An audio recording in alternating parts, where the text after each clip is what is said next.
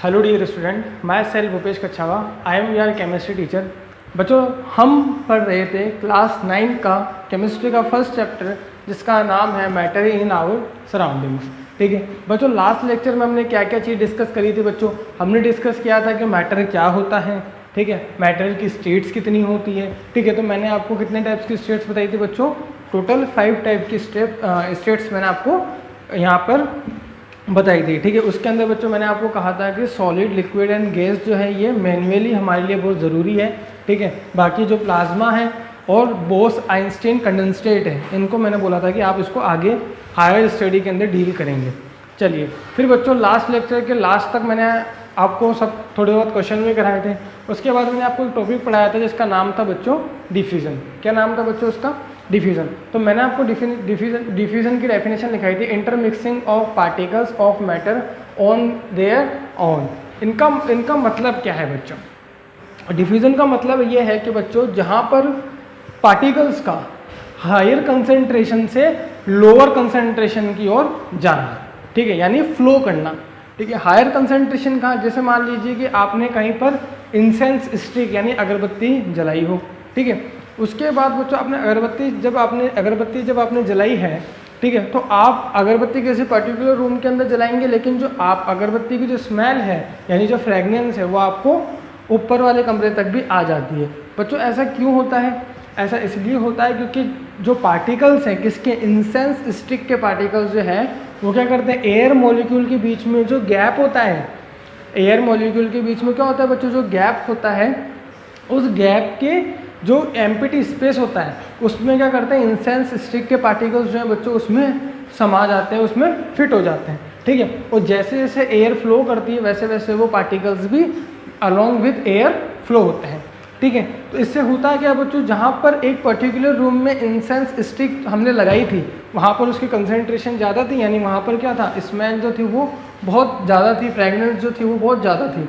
लेकिन बच्चों पार्टिकल्स क्या करें कि हायर कंसंट्रेशन, जहाँ पर आपने पर्टिकुलर रूम के अंदर एक इंसेंस स्टिक को लगाया है वहाँ पर कंसंट्रेशन उसकी ज़्यादा है, वहाँ पर फ्रेगनेंस क्या है उसकी ज़्यादा है, तो वहाँ से बच्चों पार्टिकल्स क्या करेंगे, जहाँ पर फ्रेगनेंस कम है, जैसे मान लीजिए आप छत पर है, ठीक है, तो वहाँ क्या है, वहाँ पर क्या है बच्चों, कंसंट्रेशन कम है, तो क्या होगा बच्चों, उस रूम से इंसेंस स्टिक की जो फ्रेगनेंस है वो फ्लो होगी और आप जब छत पर खड़े होंगे तो आप तक भी आ जाएगी। ठीक है, तो यहाँ पर मेरा इतना कहने का मतलब है कि जो डिफ्यूज़न है वो हायर कंसंट्रेशन से लोअर कंसंट्रेशन की ओर होता है। ठीक है, डिफ्यूज़न कहाँ से होता है बच्चों, हायर कंसंट्रेशन से लोअर कंसंट्रेशन की ओर होता है।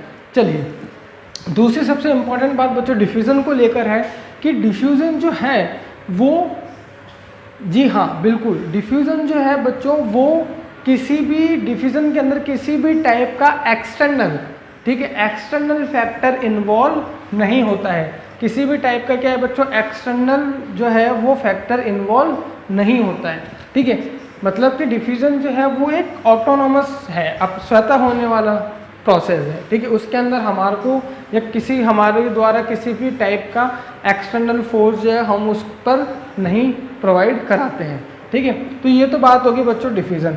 अब वो जो बात आती है कि डिफ्यूज़न तो एक प्रॉपर्टी है।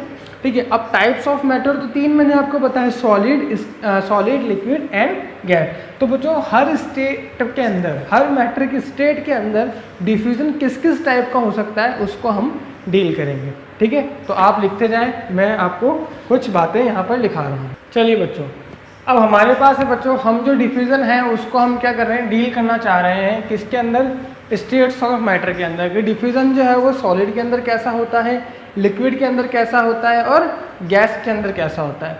तो बच्चों अगर मैं बात करूँ सॉलिड की, तो बच्चों सॉलिड के केस में जो डिफ्यूज़न है वो बहुत कम होता है, लीस्ट, यहाँ पर आपको लिखा है मिलेगा, इन सॉलिड डिफ्यूज़न जो है वो लीस्ट होता है, सबसे कम डिफ्यूज़न जो है वो क्या होता है, सॉलिड के अंदर होता है। ठीक है, अब इसका एग्जाम्पल आपको देखना चाहें तो आप देख सकते हैं कि जब आप 2 आइस क्यूब जो है बच्चों, क्या होता है, 2 आइस क्यूब को जब आप 2 बर्फ़ के जो क्यूब्स होते हैं, जो आइस क्यूब होते हैं, उनको जब आप ज्वाइन करोगे तो वो ज्वाइन तो हो जाएंगे, लेकिन जिस फोर्स से वो ज्वाइंट हुए हैं उतनी ही आसानी से वो हट भी जाएंगे। ठीक है, तो मतलब इन सॉलिड के अंदर डिफ्यूज़न जो है वो बहुत ही स्लो होता है। ठीक है, या फिर आप इसको ऐसे भी समझ सकते हैं बच्चों क्या कि एक मैं आपको बोलूँ कि जो सॉलिड है, जो आइस क्यूब है, ठीक है, उसको आप रूम टेम्परेचर पर लाकर रख दें, ठीक है, तो आइस क्यूब पहले किस में चेंज होगी? आइस क्यूब तो सॉलिड स्टेट के अंदर है, तो वो किस में चेंज होगी? लिक्विड के अंदर। और लिक्विड में चेंज होने के बाद ही वो क्या करेगी बच्चों? फ्लो करना स्टार्ट करेगी, मतलब वो जो है वो पानी जो है वो वहाँ से बहना शुरू होगा। लेकिन सॉलिड स्टेट के अंदर कभी नहीं होगा, ठीक है। होगा कब? जब वो लिक्विड के अंदर कन्वर्ट होगी। चलिए फिर दूसरा है बच्चों, in liquid diffusion is high, मतलब लिक्विड के अंदर जो है बच्चों डिफ्यूजन जो है वो हाई है, बट सॉलिड के कंपैरिजन में हाई है, ठीक है। अब यहाँ पर देखिए, अब इसका मैंने आपको एग्जांपल दिया है अल्कोहल इन वाटर। तो बच्चों जब भी अपन अल्कोहल को जब भी अपन वाटर सॉल्यूशन के अंदर ढालते हैं तो हम जब देखते हैं तो अपने आप जो है वाटर के अंदर अल्कोहल क्या होता है? सॉल्युबल होता है, ठीक है। हम किसी प्रकार का उसको कोई टेम्परेचर नहीं दे रहे, किसी प्रकार का हम एक्सटर्नल फोर्स अप्लाई नहीं कर रहे, लेकिन क्या होता है बच्चों फिर भी जो अल्कोहल है वो पानी के अंदर अच्छे से डिजोल्व हो जाती है। तो जो अब अल्कोहल और वाटर क्या है बच्चों? लिक्विड। तो लिक्विड के अंदर जो डिफ्यूजन रेट है या जो डिफ्यूजन होने की जो प्रोबेबिलिटी है वो लिक्विड के अंदर ज़्यादा है एज कंपेयर टू सॉलिड। फिर उसके बाद बच्चों हम बात करते हैं इन गैस। गैस के अंदर बच्चों डिफ्यूजन जो है वो सबसे ज़्यादा मैक्सिमम या फिर हम ये बोल सकते हैं कि हाईएस्ट होता है, ठीक है। सबसे ज़्यादा मैक्सिमम डिफ्यूजन किस में होता है बच्चों? गैस के अंदर। बच्चों देखो, इसका मैंने आपको एग्जांपल लिखा है ऑक्सीजन इन वाटर, यानी ऑक्सीजन के अंदर बच्चों क्या डिसोल्व होती है? वाटर के अंदर क्या डिसोल्व होती है बच्चों? ऑक्सीजन, ठीक है। अब मैं आपको इसका एग्जांपल के तौर पे आपको समझाता हूँ कैसे। जैसे मानिए बच्चों कि हम बात करते हैं एक्वेटिक एनिमल्स की। किसकी बात करते हैं? एक्वेटिक एनिमल्स, यानी जैसे फिशेस की, ठीक है। तो फिशेस को भी बच्चों क्या है? लिविंग यानी जिंदा रहने के लिए क्या करना पड़ेगा? ऑक्सीजन लेनी पड़ेगी। तो बच्चों ऑक्सीजन कहाँ से आएगी फिश के पास? ठीक है, तो ऑक्सीजन कैसे आती है बच्चों कि जो वाटर के अंदर जो ऑक्सीजन है, ठीक है, वो क्या होता है कि जो एक्वाटिक एनिमल की जो स्किन होती है ना बच्चों, वो इस टाइप से ड्राइव होती है, इस टाइप से बनी हुई होती है कि जो ऑक्सीजन है वो क्या करती है? उनकी जो स्किन के ऊपर क्या होती है? चली जाती है, स्किन के अंदर एंट्री कर देती है, ठीक है। एंट्री हो जाने के बाद क्या होता है? क्योंकि फिशेस के पास लंग्स तो है नहीं, ठीक है, तो फिर होगा क्या? कुछ नहीं। वो जो ऑक्सीजन है, ऑक्सीजन की प्रोबेबिलिटी कहाँ ज़्यादा थी? वाटर के अंदर, ठीक है भाई। पूरे सारे समुद्र के अंदर ऑक्सीजन ही थी वाटर के पास, ठीक है। ऑक्सीजन यानी कंसेंट्रेशन कहाँ ज़्यादा थी? समुद्र के अंदर, ठीक है। तो लेकिन ऑक्सीजन गई कहाँ? अधिक, मतलब हाई कंसेंट्रेशन से लोअर कंसेंट्रेशन की ओर। लोअर कंसेंट्रेशन ऑक्सीजन की कहाँ थी? फिशेस के अंदर, ठीक है। तो फिशेस की जो स्किन होती है ना बच्चों, वो इस टाइप की होती है कि डिफ्यूजन के थ्रू क्या होता है बच्चों? जो ऑक्सीजन है वो अपने बॉडी के अंदर एंटर करवा लेते हैं, इनहेल कर लेते हैं ऑक्सीजन को, ठीक है। अब बच्चों मैं आपको एक फॉर्मूला बताऊंगा, ठीक है, उस बेसिस पे आप बहुत जल्दी बता दोगे कि किस में डिफ्यूजन ज़्यादा होगा, किस में डिफ्यूजन कम होगा, ठीक है। तो मैं फॉर्मूला वो आपको यहाँ लिखवा रहा हूँ, ठीक है। अब बच्चों यहाँ देखो कि जो डिफ्यूजन जो होगा वो उसके किस में ज़्यादा होगा, किस में कम होगा, ये हम कैसे बताएंगे बच्चों कि इंटरमोलिकुलर फोर्स ऑफ अट्रैक्शन, ठीक है। इंटरमोलिकुलर फोर्स ऑफ अट्रैक्शन कैसा है? अगर इंटरमोलिकुलर फोर्स ऑफ अट्रैक्शन ज़्यादा है, यानी कि अगर ये ज़्यादा है बच्चों, तो अपन को मालूम है कि ऑब्वियसली बात है कि डिफ्यूजन को क्या होना पड़ेगा? कम होना पड़ेगा। डिफ्यूजन को कैसा होना पड़ेगा? कम होना पड़ेगा, क्योंकि डिफ्यूजन किस पे डिपेंड कर रहा है? इंटरमोलिकुलर फोर्स पे, ठीक है। अब हमारे पास 3 स्टेट है, सॉलिड, लिक्विड एंड गैस। हमारे पास क्या बच्चों? 3 स्टेट है, सॉलिड, लिक्विड एंड गैस। तो बच्चों आप मुझे ये बताओ कि इंटरमोलिकुलर फोर्स जो है वो किस में ज़्यादा होता है, ठीक है। अब बात करते हैं सॉलिड की। तो सॉलिड में ऑब्वियसली बात है बच्चों ज़्यादा होगा। कैसे पता पड़ा हमें? क्योंकि सॉलिड के अंदर जो पार्टिकल्स है वो बहुत पास होते हैं, ठीक है। और पास होते हैं तो पास पार्टिकल्स कब होंगे? जब इंटरमोलिकुलर फोर्स ऑफ अट्रैक्शन अच्छा होगा। ये बच्चों मेरे पास 2 मार्कर है, एक मार्कर ये है, एक मार्कर ये है, ठीक है। ये दोनों अभी दूर है, क्यों? क्योंकि इंटरमोलिकुलर फोर्स ऑफ अट्रैक्शन इतना नहीं है। लेकिन इंटरमोलिकुलर फोर्स ऑफ अट्रैक्शन अच्छा हो गया, ज़्यादा हो गया, तो ये क्या होंगे? मार्कर जो है वो पास आ जाएंगे, ठीक है। इसी तरह बच्चों जो इंटरमोलिकुलर फोर्स ऑफ अट्रैक्शन का मैंने आपको ऑर्डर भी लिखाया है, क्या कि सॉलिड के अंदर सबसे ज़्यादा होता है, फिर लिक्विड, फिर गैस, ठीक है। तो इस हिसाब से देखा जाए तो बच्चों जो गैस है उसके पार्टिकल्स जो होते हैं बच्चों, मैंने आपको डायग्राम के थ्रू भी बताया था कि एक पार्टिकल यहाँ है तो दूसरा यहाँ है, ठीक है, मैंने इस तरह से आपको गैस स्टेट को डिफाइन किया था। ठीक है, तो इसका मतलब बच्चों ये है कि अगर ये पार्टिकल दूर दूर क्यों है, क्योंकि इंटरमोलिकुलर फोर्स ऑफ अट्रैक्शन कम है, और अगर इंटरमोलिकुलर फोर्स ऑफ अट्रैक्शन कम है तो यानी इसका मतलब क्या है कि जो डिफ्यूज़न है अपना वो क्या होगा, ज़्यादा होगा। क्या होगा बच्चा, डिफ्यूज़न जो है वो ज़्यादा होगा। चलिए अब हम चलते हैं बच्चों लिक्विड में। तो बच्चों लिक्विड के अंदर इंटरमोलिकुलर फोर्स ऑफ अट्रैक्शन है वो गैसेस के कंपैरिजन में, सॉलिड के कंपैरिजन में कम होता है। ठीक है, और गैसेस के कंपैरिजन में ज़्यादा होता है। मैंने आपको ऑर्डर बताया था, क्योंकि लिक्विड के अंदर बच्चों पार्टिकल्स दूर दूर तो रहते हैं लेकिन बहुत ज़्यादा दूर भी नहीं रहते। ठीक है, तो इसके बाद जो डिफ्यूज़न है, अगर इंटरमोलिकुलर फोर्स थोड़ा सा भी कम हुआ तो डिफ्यूज़न जो है वो बढ़ जाएगा। ठीक है, तो डिफ्यूज़न जो सबसे ज़्यादा गैस में होता है, लिक्विड के अंदर होता है, फिर बहुत कम, बहुत रेयरली किसके अंदर होता है, सॉलिड के अंदर। ठीक है, तो ये तो बच्चों अपन ने बात करी किसकी, डिफ्यूजन की। अब हम आगे बात करेंगे कंप्रेसिबिलिटी की, तो ये आप नोट करें। ठीक है बच्चों, अब हमारे पास जो है वो हमारा नेक्स्ट है, जो नेक्स्ट टाइटल है वो क्या है, कंप्रेसिबिलिटी। क्या है बच्चों, कंप्रेसिबिलिटी। क्या होता है बच्चों कंप्रेसिबिलिटी, हम किसी चीज़ को दबा रहे हैं। ठीक है, जैसे मान लीजिए ये मेरे पास मार्कर है और मैं इसको क्या कर रहा हूँ बच्चों, यहाँ पर प्रेशर अप्लाई कर रहा हूँ। क्या कर रहा हूँ, प्रेशर अप्लाई कर रहा हूँ। उसी प्रेशर को अपन क्या बोलते हैं, कंप्रेसिबिलिटी बोलते हैं। क्या बोलते हैं बच्चों, कंप्रेसिबिलिटी बोलते हैं। चलिए अब यहाँ देखिए बच्चों, मेरे पास ये दो डायग्राम है, एक कंटेनर मेरे पास ए है, एक कंटेनर मेरे पास बी है। ठीक है, ये मेरे पास दो कंटेनर है बच्चों। अब यहाँ पर देखो बच्चों, इस ए कंटेनर के अंदर ये जो सॉलिड जो आपको यहाँ पर दिख रहे हैं, ये जो पार्टिकल्स जो आपको दिख रहे हैं, ये किसको रिप्रेजेंट कर रहे हैं, सॉलिड को।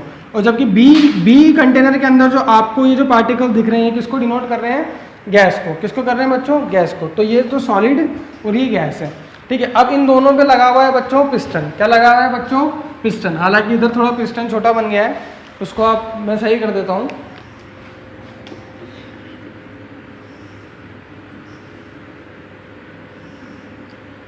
ठीक है जी, तो यहाँ लग गया क्या बच्चों, पिस्टन। अब पिस्टन से होगा क्या बच्चों, जैसे ही पिस्टन क्या करेगा, फोर्स अप्लाई करेगा। क्या अप्लाई करेगा, फोर्स। तो मुझे एक बात बताओ बच्चों, जो मेरे पास ए कंटेनर है उसमें मेरे पास है चॉक। क्या है, चॉक। और जो मेरे पास बी कंटेनर है उसमें मेरे पास है N2 गैस यानी नाइट्रोजन गैस। क्या है, N2 गैस यानी कि नाइट्रोजन गैस। ठीक है, तो अब होना क्या है, यहाँ देखो कि क्या चॉक को अगर मैं प्रेशराइज करूँ तो क्या चॉक कंप्रेस हो सकती है, मतलब चॉक के जो मॉलिक्यूल है वो पास आ सकते हैं, नहीं। क्यों, क्योंकि चॉक क्या है बच्चों, सॉलिड। और सॉलिड में वैसे ही इंटरमोलिकुलर फोर्स ऑफ अट्रैक्शन इतना ज़्यादा है कि जो पार्टिकल्स है वो पहले से ही बहुत पास है। ठीक है, तो यहाँ पर तो गुंजाइश ही नहीं है। लेकिन यहाँ अगर मैं देखूँ, ये मेरे पास जो कंटेनर बी है, इसके पास जो मेरे पास ये पिस्टन है और ये मेरे पास N2 गैस है। तो यहाँ क्या हो रहा है बच्चों, जैसे ही मैं पिस्टन पे फोर्स अप्लाई कर रहा हूँ, जैसे ही मैं क्या कर रहा हूँ बच्चों, पिस्टन पे फोर्स अप्लाई करूँगा, तो क्या ये मॉलिक्यूल पास आ सकते हैं, हाँ आ सकते हैं। क्यों, क्योंकि इनके बीच की डिस्टेंस जो है वो बहुत ज़्यादा है। ठीक है, यहाँ तो डिस्टेंस है ही नहीं, तो पार्टिकल पास कैसे आएंगे। लेकिन यहाँ जो है बच्चों क्या है, पार्टिकल्स जो है वो पास आ सकते हैं। क्यों, क्योंकि डिस्टेंस जो है वो ज़्यादा है, यानी कि इंटरमोलिकुलर स्पेस जो है वो ज़्यादा है। इंटरमोलिकुलर स्पेस क्या होता है, ये मैंने आपको बताया भी था, दो पार्टिकल्स के बीच का जो स्पेस होता है। ठीक है, space between two particles is known as intermolecular space. ठीक है, तो बच्चों ये तो इंटरमोलिकुलर स्पेस है। अब जैसे ही मैं पिस्टन को प्रेस करूंगा तो ये क्या होंगे बच्चों, मॉलिक्यूल जो पास आना शुरू कर देंगे। क्यों, क्योंकि यहाँ पर स्पेस है। अगर स्पेस नहीं होगा तो पास कैसे आएंगे। चलिए फिर यहाँ देखिए, मेरे पास एक कंटेनर ए के अंदर क्या है बच्चों, जो पिस्टन है। ठीक है, इसको मैं कितना भी प्रेशराइज कर दूँ, पिस्टन पे कितना ही प्रेस लगा दूँ, क्योंकि पार्टिकल्स तो पहले से ही पास में है, तो ये और पास में नहीं आ सकते। ठीक है, चलिए तो ये तो बच्चों कंटेनर ए के अंदर जो है आपका एग्जाम्पल है चॉक। ठीक है, जो चॉक जो है वो क्या होता है बच्चों, इनकम्प्रेसिबिलिटी होती है चॉक के अंदर। ठीक है, जबकि बी जो है वो N2 गैस है यानी हाईली कंप्रेसिबिलिटी। ठीक है, मतलब गैसेस के अंदर क्या होता है बच्चों, हाईली कंप्रेसिबिलिटी होता है। ठीक है, तो फिर मैं बच्चों कंप्रेसिबिलिटी के लिए एक और आपको फॉर्मूला देना चाहता हूँ, मैं यहाँ लिख देता हूँ। चलो मैं इसको रफ करके ही लिखूँगा, पहले अपन ये समझ लेते हैं। यहाँ मैं लिख दूंगा CNG, यानी CNG की फुल फॉर्म क्या होती है बच्चों, कंप्रेस्ड नेचुरल गैस। ठीक है, अब ये CNG कहाँ देखी होगी बच्चों अपने यहाँ तो CNG का इतना काम नहीं है है, लेकिन फिर भी बहुत कम है, लोग धीरे धीरे अवेयर हो रहे हैं इस चीज़ को। सबसे ज़्यादा जो CNG यूज़ में ली जाती है वो दिल्ली स्टेट के अंदर ली जाती है। दिल्ली के अंदर बच्चों जो जितनी भी गाड़ियाँ चलती है वो CNG के बेस पे ही चलती है। अभी अपने यहाँ पर थोड़ा सा क्योंकि अपने यहाँ पर जो चल रहा है अभी सारा पेट्रोल का मामला चल रहा है, लेकिन धीरे धीरे CNG भी आना शुरू हो रही है। ठीक है, CNG से क्या होता है बच्चों, CNG एक टाइप की गैस है।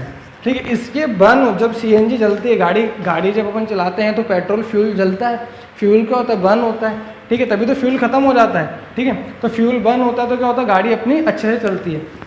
तो बच्चों जब पेट्रोल जब जलता है ना, तो उससे बहुत सारी ऐसी चीज़ें निकलती है जो इन्वायरमेंट को हार्म करती है।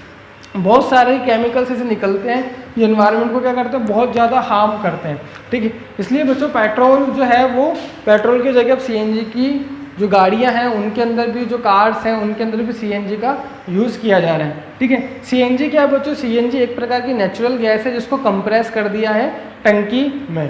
ठीक है, किसकी टंकी में, गाड़ी की टंकी में, जिससे क्या होता है बच्चों, आराम से जो है वो गाड़ी चल सकती है। उसके बाद है बच्चों LPG, ये 2 टाइप की गैस है, ये इंपॉर्टेंट भी है। ठीक है, फिर सेकेंड वन है LPG मतलब लिक्विफाइड पेट्रोलियम गैस। ठीक है, लिक्विफाइड पेट्रोलियम गैस देखिए बच्चों आपने, जल्दी बताओ देखी या नहीं देखी।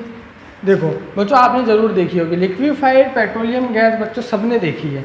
कहाँ होती है बच्चों ये होती है अपने किचन के अंदर, जो गैस की टंकी आती है जिसका नाम इंडियन, भारत गैस, ठीक है, तरह तरह के नाम हैं, HP। ठीक है, तो वो जितनी भी गैस की टंकी आपके घरों में आ रही है, जो वो क्या है, लिक्विफाइड पेट्रोलियम गैस है।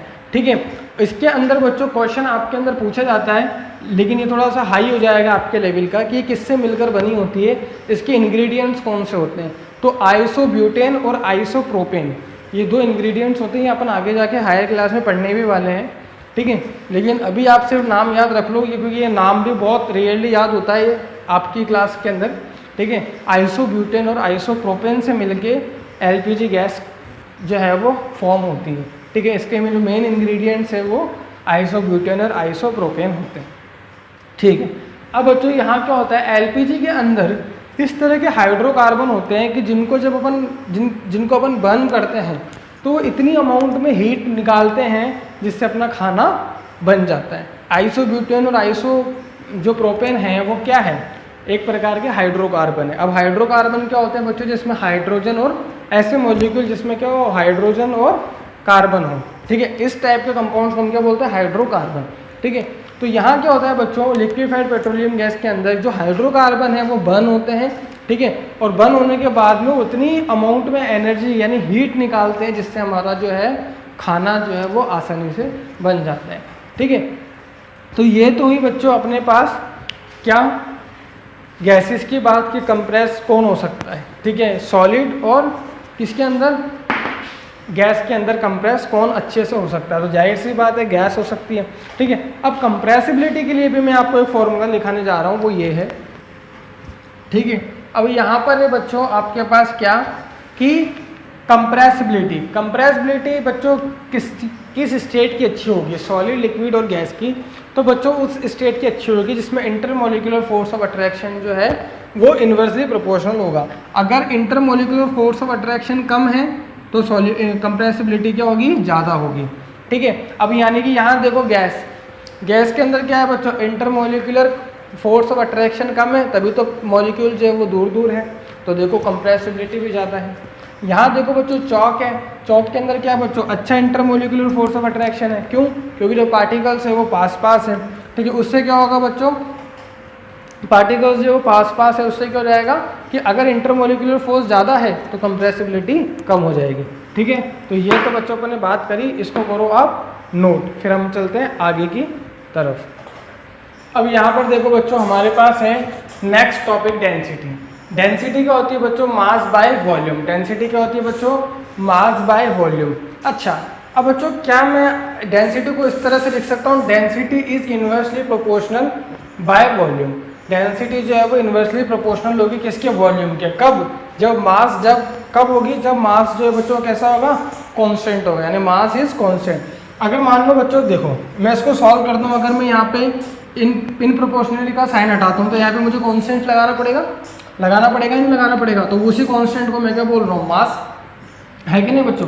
अगर मैं यहाँ पर इन प्रोपोर्शनलिटी का साइन हटाऊंगा तो एक ना एक कांस्टेंट तो आएगा ही, वो कांस्टेंट मैंने क्या ले लिया, मास ले लिया, ठीक है। तो यानी डेंसिटी जो है वो वॉल्यूम के इन्वर्सली प्रोपोर्शनल होती है, कब, जब मास जो है वो कांस्टेंट हो। चलिए अब चलते हैं बच्चों, मेरे पास तीन कंटेनर हैं, पहला है ए, सेकंड है बी, देन है सी, ठीक है, ए बी एंड सी। अब देखो ए के अंदर तो चॉक पाउडर है, ठीक है। अब चॉक पाउडर को मैंने कितने ग्राम लिया है, 5.5 ग्राम। दूसरे में बच्चों मेरे पास वाटर है यानी H2O, इसको मैंने लिया है 5.5 लीटर। उसके बाद बच्चों मेरे पास गैस है, ठीक है, ये है H2 गैस, ठीक है, इसको मैंने लिया है 5.5 लीटर। चलिए अब यहाँ पर देखिए बच्चों, मास जो है वो तीनों में सेम है भाई, सॉलिड के अंदर भी, मतलब सॉलिड इन द सेंस कि चॉक है तो चॉक क्या है, सॉलिड के अंदर भी मास है, जो मास कांस्टेंट है इसको कंटेनर ए कहा, फिर कंटेनर बी, फिर कंटेनर सी। अब मुझे एक बात बताइए बच्चों, क्या इनका वॉल्यूम, क्या इन सबका वॉल्यूम सेम होगा, नहीं। अगर यहाँ देखो मैंने मास भी कांस्टेंट कर दिया तब भी देखो यहाँ पर वॉल्यूम जो है वो वेरी कर रहा है। देखो इस चॉक का वॉल्यूम बस इतना ही है, ठीक है, और वाटर का वॉल्यूम तो इतना है, और गैस के मॉलिक्यूल तो बच्चों एक यहाँ पर, एक यहाँ पर, एक यहाँ पर, एक यहाँ पर, एक यहाँ पर, दूर दूर होंगे, तो वो तो कहीं भी हो सकते हैं। तो यहाँ से एक बात पता चल रही है बच्चों कि अगर किसी का वॉल्यूम ज़्यादा होगा, अब यहाँ पर देखो तीनों कंटेनर में से सबसे ज़्यादा वॉल्यूम किसका है, सी कंटेनर का, किसका है, सी। तो अगर मुझे वॉल्यूम ज़्यादा होगा, ठीक है, अगर मेरे पास वॉल्यूम ज़्यादा होगा तो डेंसिटी क्या हो जाएगी, कम, और वॉल्यूम ज़्यादा किसका होगा, गैस का, क्योंकि गैस को तो बच्चों गैस के पार्टिकल्स तो कहीं भी जा सकते हैं, क्योंकि गैस के पार्टिकल्स क्या है बच्चों, दूर दूर, है कि नहीं बच्चों, गैस के पार्टिकल कैसे होंगे, दूर दूर। तो यहाँ देखिए एक पार्टिकल यहाँ, एक यहाँ, एक यहाँ, एक यहाँ, एक यहाँ, तो इसने क्या करा, पूरी ही कंटेनर का क्या कर लिया, वॉल्यूम क्या है, कवर कर लिया। तो जहाँ वॉल्यूम ज़्यादा है वहाँ डेंसिटी कम हो जाएगी। उसके बाद देखो बच्चों लिक्विड है, लिक्विड के अंदर जो वॉल्यूम है वो गैसेस से थोड़ा कम है, इसलिए इसकी डेंसिटी जो है वो मॉडरेट होगी, और चॉक के अंदर तो बहुत ज़्यादा ही कम वॉल्यूम है, ठीक है, तो इसकी डेंसिटी जो है वो सबसे बहुत ज़्यादा कम है, ठीक है, क्या इसका वॉल्यूम बहुत ज़्यादा कम है तो इसकी डेंसिटी जो है वो ज़्यादा हो जाएगी, ठीक है। तो जहाँ पर वॉल्यूम ज़्यादा वहाँ डेंसिटी कम, यानी कि जो डेंसिटी का जो ऑर्डर है, ठीक है, अगर मैं ऑर्डर ऑफ डेंसिटी आपको बोलूँ तो सबसे ज़्यादा डेंसिटी किसकी होगी, सॉलिड की, फिर लिक्विड की, फिर गैस की, क्योंकि गैस का वॉल्यूम बहुत ज़्यादा है और वॉल्यूम ज़्यादा होगा, अगर वॉल्यूम मेरे पास ज़्यादा हो गया तो क्या हो जाएगा, डेंसिटी जो है वो कम हो जाएगी, ठीक है। तो यहाँ अगर मैं आपको एक बात लिखाना चाहूँ कि ऑर्डर ऑफ डेंसिटी, ठीक है, तो सबसे ज़्यादा डेंसिटी किसकी होगी बच्चों, सॉलिड की, ठीक है, फिर किसकी होगी बच्चों, फिर होगी अपने पास लिक्विड की, फिर किसकी होगी बच्चों अपने पास, सॉलिड, लिक्विड, और फिर होगी अपने पास किसकी, गैस की, यानी सॉलिड, लिक्विड और गैस की। चलिए अब यहाँ बच्चों एक मुझे बात बताइए, ये चीज़ कब होगी, जब व्हेन क्या होगा, मास जो है वो क्या ऐसा हो, कांस्टेंट, ठीक है, मास कैसा हो बच्चों, कांस्टेंट हो, तब ये ऑर्डर जो है वो फॉलो होगा। चलिए तो इस तरह से तो कर लिए बच्चों, व्हेन मास कांस्टेंट, ठीक है, इस तरह से हमने इसको पूरे को डील कर लिया, ठीक है। तो डेंसिटी क्या है, हाँ एक बात और बच्चों कि इसके आगे वाला चैप्टर, इसके आगे वाला जो टॉपिक है उसमें हम पढ़ेंगे फ्लूइडिटी। फ्लूइडिटी का मतलब क्या होता है, बहना, तो प्रॉपर्टी ऑफ फ्लो, ठीक है, किसी भी मैटर की प्रॉपर्टी जो फ्लो करे, अगर कोई मैटर फ्लो कर रहा है तो उसकी प्रॉपर्टी हो जाती है फ्लूइडिटी, ठीक है। तो उसका मतलब क्या होता है बच्चों, तो एक चीज़ ध्यान रखना, जो फ्लूइडिटी होती है ना वो केवल लिक्विड और गैस की होती है, और जिसमें फ्लूइडिटी होती है ना उसका मास अपन लीटर में मेज़र करते हैं। किस में मेज़र करते हैं बच्चों, लीटर के अंदर क्या करते हैं, उसको मास को अपन मेज़र करते हैं। कभी अब देखो अपन क्या करते हैं, अपन शॉपकीपर के पास जाते हैं, दुकानदार के पास जाते हैं, अपन बोलते हैं भैया 1 किलो दूध दे दो, ठीक है। तो बच्चों ये साइंस के स्टूडेंट के अकॉर्डिंग गलत है, ठीक है, 1 किलो दूध कभी नहीं होता। दूध या जो भी चीज़ जो फ्लो हो सकती है, जो फ्लोएंट हो सकती है, इसमें फ्लूइडिटी की प्रॉपर्टी है, वो हमेशा लीटर में होती है, ठीक है। कभी भी आप उसमें देखोगे तो आपको दूध की थैली पर आप देखोगे तो उसमें लिखा हुआ होगा हाफ, मतलब 500 लीटर, अगर आधा किलो की अगर अपन, जैसे मैंने बोल रहा हूँ देखो आधा किलो, ठीक है, तो 500 लीटर मतलब कि हाफ, ठीक है। तो 500 लीटर का मतलब ये है, 1 लीटर का मतलब कुछ और है, ठीक है। तो 1 लीटर मतलब आप देखोगे तो अगर 1 लीटर की थैली है तो उस पर 1 लीटर लिखा होगा, मतलब आपके अकॉर्डिंग या मेरे अकॉर्डिंग अगर 1 किलो की थैली है तो उस पर क्या लिखा हुआ होगा दूध की पॉलीथीन पे 1 लीटर। ठीक है, तो जितनी भी बच्चों फ्लूइडिटी की प्रॉपर्टी जिनके पास भी होगी उनके पास क्या होगा बच्चों, जो मास है वो लीटर के अंदर काउंट होगा। किसके अंदर काउंट होगा बच्चों, लीटर, मतलब कि लिक्विड फॉर्म में। ठीक है, तो लिक्विड फॉर्म में जितनी भी चीज़ें होती हैं उनको अपन लीटर में काउंट करते हैं। तो अपन नेक्स्ट टॉपिक है फ्लूइडिटी। चलिए बच्चों, अब हमारे पास जो टॉपिक है बच्चों, ठीक है, फ्लूइडिटी टॉपिक था, उससे पहले मैं कुछ आपको बात डिस्कस करना चाह रहा हूँ जो कि जनरल नॉलेज की बात है। चलिए बच्चों, जो सॉलिड जो है वो मोस्ट डेंस होते हैं, यानी सॉलिड की जो डेंसिटी होती है वो सबसे ज़्यादा होती है, और गैसेस की जो होती है वो लिक्विड कम होती है, लीस्ट होती है। यहाँ पे मैंने लिखा है गैसेस आर लीस्ट। ठीक है, तो सॉलिड और लिक्विड के बीच, सॉलिड और गैस के बीच में मॉडरेट किसकी होगी, लिक्विड की। चलिए अभी यहाँ पर देखो बच्चों, अगर आइस एंड वाटर का अगर मैं एग्जांपल लूँ, ठीक है, तो बच्चों आइस आपने देखी होगी, आइस कैसी होती है, सॉलिड। कैसी होती है बच्चों, आइस सॉलिड। तो सॉलिड आइस होने का मतलब क्या है, आइस जो सॉलिड होगी, सॉलिड यानी उसका वॉल्यूम जो होगा क्या हो जाएगा बच्चों, जल्दी बताओ जल्दी बताओ। उसका वॉल्यूम है, आइस मतलब क्या कि आइस, देखो अगर मैं आपको अगर मैं आपको बात करूँ एक फ्लेम के अंदर, ठीक है, क्या है, वाटर है, अगर वही वाटर अगर आइस की फॉर्म में अगर अपने पास आता है तो उसका वॉल्यूम देखो कितना कम हो जाता है। ठीक है, तो वॉल्यूम अगर कम हो गया, ठीक है, तो डेंसिटी जो होगी वो बढ़ जाएगी, ये तो है ही है। तो यानी आइस की डेंसिटी जो है वो सबसे ज़्यादा होती है, मतलब पानी के कंपैरिजन में आइस की डेंसिटी जो होती है वो सबसे क्या होती है, वॉल्यूम कम हो गया तो डेंसिटी जो होगी वो सबसे ज़्यादा होगी। अब यहाँ पर देखो बच्चों, यहाँ पर मैं आपको बात कर रहा हूँ क्या कि water is dense at 4 degree Celsius. ठीक है, जो वाटर होता है बच्चों वो डेंस होता है किसमें, 4 डिग्री सेल्सियस में। ठीक है, मतलब कि अब मेरी बात सुनना आप क्या, ठीक है, अब ये जो मेरा बोलने का आपको है कि भाई आइस जो है वो सॉलिड होती है, ठीक है, इसलिए उसकी डेंसिटी ज़्यादा होगी, क्या ऐसा सच में होगा बच्चों, मुझे एक बात बताओ बच्चों, ऐसा नहीं होता है। ठीक है, ऐसा नहीं होता, ये मैंने पढ़ाया आपको। ठीक है, इस वजह से कि आपका कॉन्सेप्ट जो है वो थोड़ा सा क्लियर हो जाए। मैंने जैसा बोला वैसा आपने विजुअल कर लिया, लेकिन ऐसा बच्चों नहीं होता है। क्यों नहीं होता मैं आपको बताता हूँ। आइस की जो डेंसिटी होती है बच्चों, ठीक है, वो वाटर के कंपैरिजन में कम होती है। क्यों, क्योंकि आइस की जो स्ट्रक्चर होती है, यानी कि अगर मैं बात करूँ यहाँ पर, ठीक है, यहाँ पर अगर मैं बात करूँ तो आइस की स्ट्रक्चर जो होती है वो होती है बच्चों केज, ओपन केज लाइक। क्या होती है बच्चों, structure, open cage like structure होती है। इस वजह से क्या होता है बच्चों, उसका वॉल्यूम जो है वो बढ़ जाता है। ठीक है, वॉल्यूम क्या होता है, इस वजह से क्या होगा बच्चों, जो वॉल्यूम है वो बढ़ जाता है। ठीक है, और अगर अपने पास वॉल्यूम बढ़ गया, ठीक है, तो आइस का अगर अपने पास वॉल्यूम बढ़ गया तो डेंसिटी क्या हो जाएगी बच्चों, कम। क्या हो जाएगी, डेंसिटी क्या हो जाएगी, कम। अगर वॉल्यूम बढ़ गया तो डेंसिटी जो है बच्चों वो कम हो जाएगी। चलिए अब यहाँ अपन देखें, आगे की तरफ बात करें कि अब यहाँ पर देखो water is dense at 4 degree Celsius. ठीक है, तो अब यहाँ पर देखो ये इसका कहने का मतलब क्या है, क्योंकि वाटर जो है वो डेंस हो सकता है 4 डिग्री सेल्सियस तक। ये आपको ध्यान रखना है, आपको कॉम्पिटिटिव एग्जाम के अंदर भी आती है।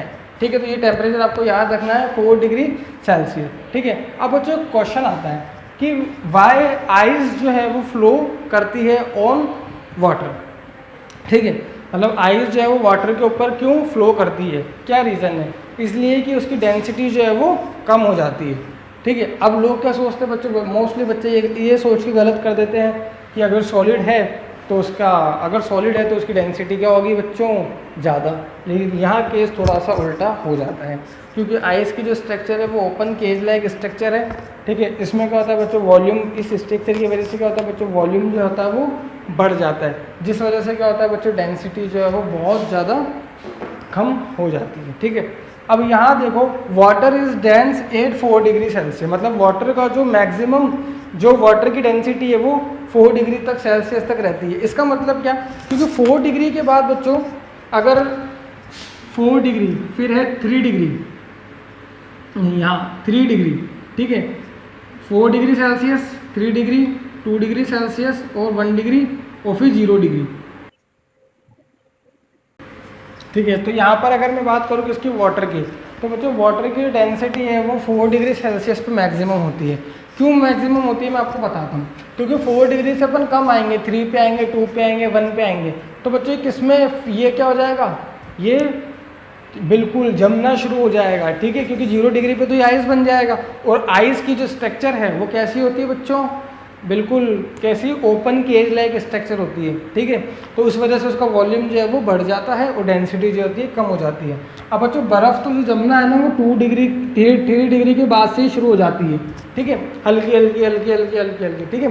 तो 4 डिग्री पे जो है बच्चों क्या होता है, वाटर की जो डेंसिटी होती है, यानी water is dense at 4 degree Celsius. तो वाटर की डेंसिटी सबसे ज़्यादा डेंस कब होता है वाटर, 4 डिग्री सेल्सियस पे, क्योंकि जैसे ही इसके 4 डिग्री के जैसे नीचे आते जाएंगे, ठीक है, 4 डिग्री से जैसे नीचे आते जाएंगे तो क्या होगा बच्चों, आइस वाटर जो है, water convert start into ice, और when ice formation is done then density will be lower.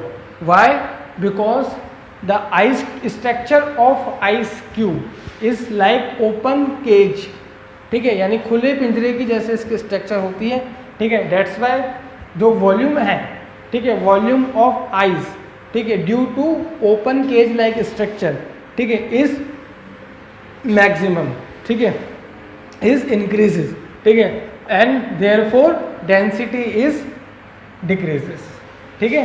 तो यहाँ पर आपको समझ में आया, इसको करिए आप नोट, ठीक है। अब बच्चों यहाँ पर अगर अपन बात करें किसकी, जो अपने पास नेक्स्ट प्रॉपर्टी है, इसका नाम क्या है, फ्लूइडिटी। क्या नाम है, फ्लूइडिटी, ठीक है। अब इसका मतलब क्या होता है, fluidity is the tendency of substances to flow, यानी फ्लो होने की जो टेंडेंसी है किसी भी सब्सटेंस की, वो क्या होती है बच्चों, फ्लूइडिटी होती है। अब बच्चों मैंने आपको याद करो, जब मैंने आपको क्लासिफिकेशन ऑफ मैटर पढ़ाया था या टाइप्स ऑफ मैटर मैंने आपको पढ़ाया था, तो मैंने आपको 5 टाइप की कैटेगरीज बताई थी, ठीक है। अब यहाँ पर भी बच्चों हम ऐसे ही क्या कर सकते हैं, मैटर को क्लासीफाइड कर सकते हैं फ्लूइडिटी के अकॉर्डिंग, ठीक है, फ्लूइडिटी के अकॉर्डिंग। अब यहाँ पर देखो क्या होने वाला है, यहाँ पर मैं बोल रहा हूँ बच्चों कि जो मैटर है,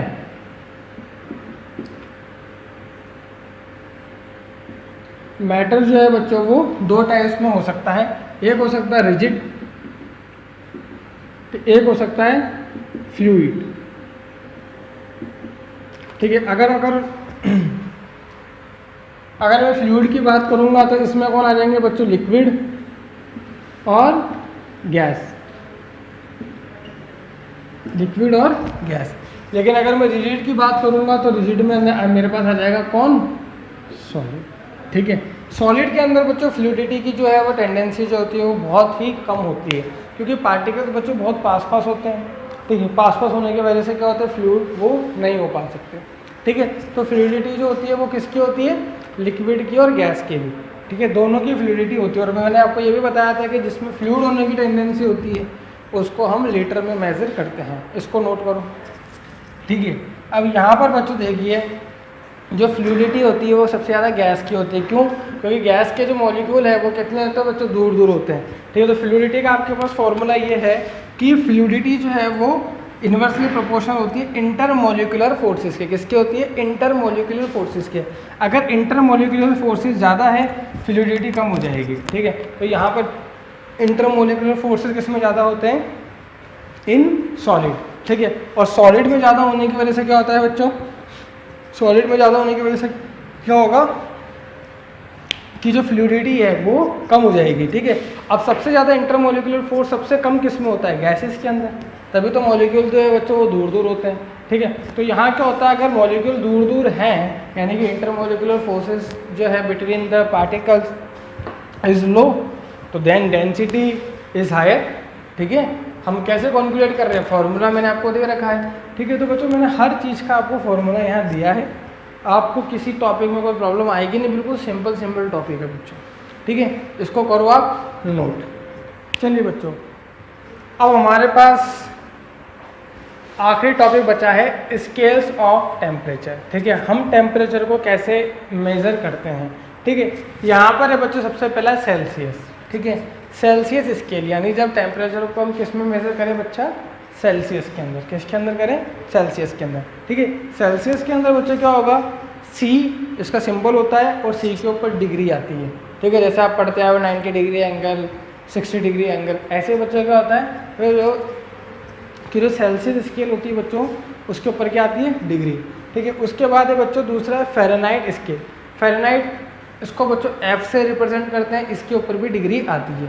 ठीक है, यानी स्केल्स सेल्सियस स्केल पे भी डिग्री आएगी और फ़ारेनहाइट स्केल पे भी डिग्री आएगी।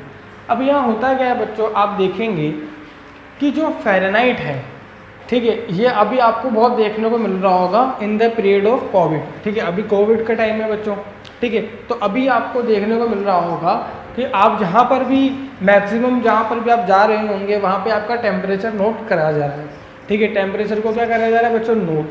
ठीक है, इससे क्या होता है बच्चों, अगर किसी को फीवर है तो इसमें जो है वो बता देते हैं कि इतने डिग्री टेम्परेचर। देखो एक्यूरेट तो 98 डिग्री समथिंग होता है। ठीक है, लेकिन अगर ज़्यादा है तो फिर उसमें फीवर का आ जाता है कि भाई इसको फीवर है। ठीक है, तो जो बॉडी टेम्परेचर जो मेज़र होता है बच्चों, फ़ारेनहाइट स्केल के अंदर होता है, जिसका इसमें फ़ारेनहाइट के अंदर आप बोल सकते हो थर्मामीटर। ठीक है, फ़ारेनहाइट भी इसमें यूज होता है बच्चों, थर्मामीटर के अंदर। ठीक है, तो जहाँ पर भी आप जाएंगे तो आपका टेम्परेचर नोट करते हैं, तो टेम्परेचर जो भी बॉडी टेम्परेचर आता है जो थर्मामीटर द्वारा जो है वो मेज़र किया जाता है, वो फ़ारेनहाइट के अंदर होता है। फिर लास्ट है बच्चों केल्विन। क्या है बच्चों last, kelvin. Kelvin scale, kelvin का मतलब क्या है बच्चों, इसमें जो है बच्चों किसी भी टाइप की कोई डिग्री नहीं आती और इसे एब्सोल्यूट टेम्परेचर कहते हैं। क्या बोलते हैं इसे, एब्सोल्यूट स्केल या एब्सोल्यूट टेम्परेचर। जो भी टेम्परेचर हम केल्विन के अंदर निकालते हैं उस टेम्परेचर को हम एब्सोल्यूट टेम्परेचर बोलते हैं। क्या बोलते हैं बच्चा, एब्सोल्यूट टेम्परेचर। क्या बोलते हैं, एब्सोल्यूट टेम्परेचर। चलो ठीक है, अब यहाँ देखो इसके ऊपर कोई डिग्री नहीं है, जबकि सेल्सियस स्केल पर डिग्री है और फ़ारेनहाइट के अंदर भी डिग्री यूज़ में आती है। अब हम चलते हैं बच्चों कन्वर्जन की तरफ। किसकी तरफ, कन्वर्जन। कि अगर मेरे को कोई सेल्सियस में दे रखा है तो मैं उसको केल्विन में कैसे कन्वर्ट करूँगा। तो बच्चों जैसे मान लीजिए आपको सेल्सियस पे कुछ भी दे रखा हो, वहाँ पर आपको सेल्सियस का टेम्परेचर लिखना है। मान लो 1 दे रखा है, 2 दे रखा है, जो भी दे रखा है। ठीक है, तो वहाँ पर हो सकता है 0 भी दे रखा हो, 0 डिग्री सेल्सियस, तो उसमें आपको 270 डिग्री ऐड कर देना है टेम्परेचर। 273 को क्या करना है, आपको ऐड करना है। ठीक है, जो टेम्परेचर आएगा वो क्या आएगा, केल्विन में आ जाएगा। क्या आ जाएगा बच्चों, केल्विन के अंदर आ जाएगा। इस बात का ध्यान रखना कि अगर मुझे कोई चीज़ सेल्सियस में दी हुई और मुझे उसको केल्विन में निकालना है तो सेल्सियस का टेम्परेचर रखो और उसमें कितना 273 ऐड कर दो, तो वो जो किस में आ जाएगा, वो टेम्परेचर केल्विन के अंदर आ जाएगा। ठीक है, फिर अपन बात करें फ़ारेनहाइट, ये डिग्री फ़ारेनहाइट की ध्यान रखना। तो फ़ारेनहाइट का कैसे निकालेंगे, 9.9/5। ठीक है, और जो भी सेल्सियस का टेम्परेचर है वो +32। इस करके बच्चों क्या हो जाएगा, फ़ारेनहाइट में हम निकाल सकते हैं। इस पर बच्चों बहुत क्वेश्चन आएंगे आपके पास, हो सकता है आपके एनसीईआरटी में मिले, जो भी है कन्वर्जन पे बहुत क्वेश्चन आते हैं बच्चों। ठीक है, आप हायर क्लास में जाओगे तब भी आएंगे। ठीक है, 11th 12th में आगे जाओगे तब भी आएंगे। ठीक है, तो ये इसको करो आप। अब यहाँ पर देखो बच्चों, यहाँ मैंने डैश लगा रखा है, वो क्वेश्चन दिए है मैंने, एग्जाम्पल है 1 और 2। यहाँ पर देखो 27 डिग्री सेल्सियस है। ठीक है, फिर इसको केल्विन में चेंज करना है तो यहाँ पर डैश लगा रखा है और यहाँ पे 573 जो है केल्विन में, इसको सेल्सियस में कन्वर्ट करना है। तो अगर मैं आंसर फर्स्ट की बात करूँ तो फर्स्ट क्या दे रखा है मेरे पास, 27 डिग्री सेल्सियस। तो केल्विन के लिए मैंने आपको क्या बताया था कि जो भी सेल्सियस में टेम्परेचर दे रखा है उसमें क्या कर दो, 273 ऐड कर दो। तो आप इसमें ऐड करोगे तो आपके पास आ जाएगा 300 केल्विन। क्या जाएगा बच्चों, 300 केल्विन। फिर दूसरा क्वेश्चन आपके पास दे रखा है, आपको केल्विन में दिया है और सेल्सियस में निकालना है। तो जाहिर सी बात है बच्चों, जो भी आपको टेम्परेचर दिया है 573, इसमें क्या कर दो बच्चों, 273 माइनस कर दो, तो ये भी आपके पास कितना आ जाएगा, 300 डिग्री सेल्सियस। कितना आ जाएगा, 300 डिग्री सेल्सियस। तो यहाँ तो आ जाएगा 300 डिग्री सेल्सियस और यहाँ आ जाएगा 300 केल्विन। बच्चों बताओ आसान है या नहीं है, सोच के बताओ फटाफट, हो जाएंगे, कोई दिक्कत नहीं आएगी। ठीक है, इसको नोट करो आप। अब यहाँ पर देखिए बच्चों, आपको दिया हुआ है, क्या दिया हुआ है, freezing point of water. Water का फॉर्मूला होता है H2 0 डिग्री सेल्सियस, यानी कि जो वाटर जो है वो जमना, फ्रीज होना स्टार्ट हो जाता है 0 डिग्री सेल्सियस पे, ठीक है। ये आपको याद रखना है, ठीक है। तो अगर आपसे पूछे कि क्या पूछे कि 0 डिग्री केल्विन से, मतलब आप केल्विन से किस पे जाओ, सॉरी सेल्सियस से किस पे जाओ, केल्विन पे, तो आप कैसे करोगे बच्चों। यहाँ देखो कि वाटर के लिए अगर फ्रीजिंग पॉइंट अगर आपको पूछे केल्विन में निकालो, तो देखो केल्विन में निकालने के लिए मैंने आपको बताया था कि जो भी आपको सेंटीग्रेड में दे रखा है, यानी सॉरी सेल्सियस पे दे रखा है, उसमें 273 जो है वो ऐड कर दो। अब यहाँ पे 0 दे रखा है, तो 273 ऐड करोगे तो 273 केल्विन, ठीक है। तो यहाँ पर फ्रीजिंग पॉइंट ऑफ वाटर अगर सेल्सियस पे पूछे तो 0 डिग्री, केल्विन पे पूछे तो 273 केल्विन। उसके बाद जब बच्चों बॉइलिंग पॉइंट ऑफ वाटर, ठीक है, जब वह पॉइंट जिसमें वाटर जो है वो बॉईल होना शुरू हो जाता है, वो होता है 100 डिग्री सेल्सियस। तो अगर वो आपसे पूछे boiling point of water in kelvin, ठीक है, तो यहाँ पर देखो केल्विन में चेंज करने के लिए जो भी आपके पास सेंटीग्रेड सेल्सियस में जो भी दिया होगा उसमें क्या करना है बच्चों, तुमको 273 ऐड करना है। यहाँ पर दे रखा है बच्चों 100 डिग्री, और 273 ऐड कर दोगे आप, तो आपके पास आ जाएगा कितना, 373 केल्विन, ठीक है। तो इस तरह से बच्चों ये क्वेश्चन फर्स्ट का आंसर है, और ये क्वेश्चन सेकंड का आपके पास आंसर है, ठीक है। तो बच्चों आज का जो लेक्चर है वो यही समाप्त होता है, यही फिनिश होता है, ठीक है। हमने मैटर इन आवर सराउंडिंग के 2 जो है लेक्चर हमने पढ़ लिए हैं, मैंने आपको प्रोवाइड कर दिए हैं। आप अच्छे से उनको पढ़ें, कोई समस्या आए तो पूछें, ठीक है बच्चों। आज हमने कुछ छोटी छोटी बातें जो कि बहुत आपकी हायर एजुकेशन के अंदर बहुत काम में आने वाली है, उनको डील किया। डेंसिटी, ठीक है, टेम्परेचर स्केल्स, ठीक है, और डिफ्यूज़न क्या होता है, क्या नहीं होता है, ठीक है। अच्छा, अब बच्चों एक क्वेश्चन मैं आपको और बताना चाहूँगा कि जब मैंने आपको लास्ट लेक्चर में पढ़ाया था कि डिफ्यूज़न जो है वो टेम्परेचर पर डिपेंड करता है, यानी कि अगर टेम्परेचर ज़्यादा होगा तो डिफ्यूज़न भी ज़्यादा होगा। इसका मतलब क्या है बच्चों, देखो मैं आपको इसमें एक्टिविटी बताता हूँ। एक्टिविटी क्या करनी है, आपको 2 गिलास रखने हैं, एक गिलास ए, एक गिलास बी। जो ए है उसको जनरल पानी, मटकी का पानी उसमें डाल दो, और जो बी है उसमें थोड़ा गर्म पानी डालो, और दोनों में शुगर को ऐड कर दो। दोनों में क्या कर दो बच्चों, शुगर डाल दो। तो आप देखोगे कि गर्म पानी में शुगर जो है, जो शक्कर है, वो बहुत जल्दी डिज़ोल्व हो गई एज़ कम्पेयर टू ठंडे पानी। इसका मतलब क्या कि बच्चों जो डिफ्यूज़न है वो टेम्परेचर के साथ मतलब प्रोपोर्शनल है। अगर टेम्परेचर अगर बढ़ाएंगे तो डिफ्यूज़न भी बढ़ जाएगा, ठीक है। इसी तरह क्या होता है बच्चों, जो शुगर है वो क्या होती है, अच्छे से वाटर के अंदर मिक्स हो जाती है। गर्म पानी में जल्दी होती है, ठंडे पानी में भी होती है, लेकिन गर्म पानी की तुलना में काफ़ी देर में होती है।